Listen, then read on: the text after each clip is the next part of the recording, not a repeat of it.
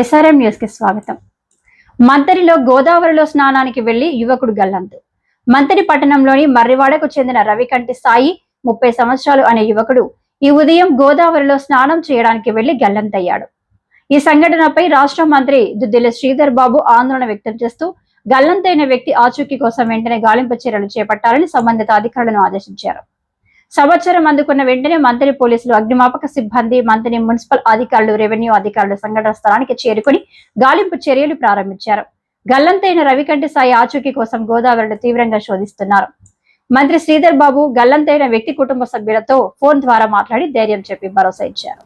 అదేవిధంగా గోదావరి నదిలో యువకుడి గల్లంతుపై మాజీ ఎమ్మెల్యే పుట్టమాధు ఆరా తీశారు. గాలింపు చర్యలు చేపట్టిన అధికారులు సిబ్బందితో మాట్లాడి పరిస్థితిని అడిగి తెలుసుకున్నారు. గాలింపు చర్యలను మరింత ముమ్మరం చేయాలని ఆయన అధికారులను రెస్క్యూ టీంను కోరారు.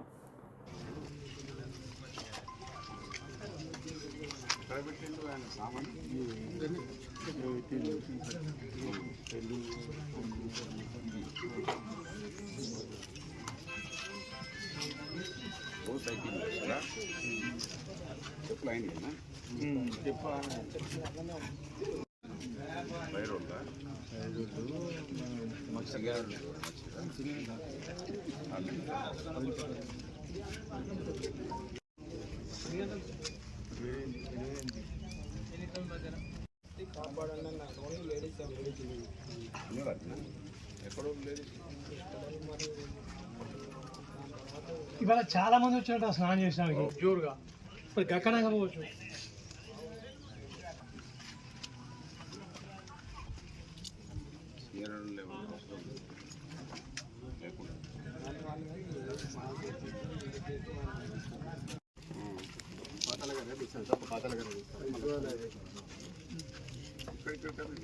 అక్కడ దాకా పోయింది సార్, అది ఒక్కల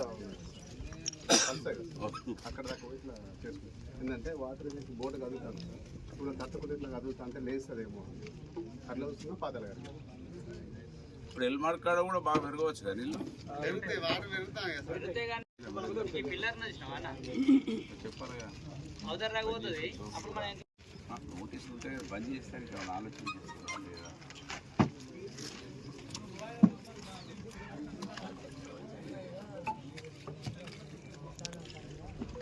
అక్కడి నుంచి వెళ్ళి మొత్తం ఎత్తినాం సార్.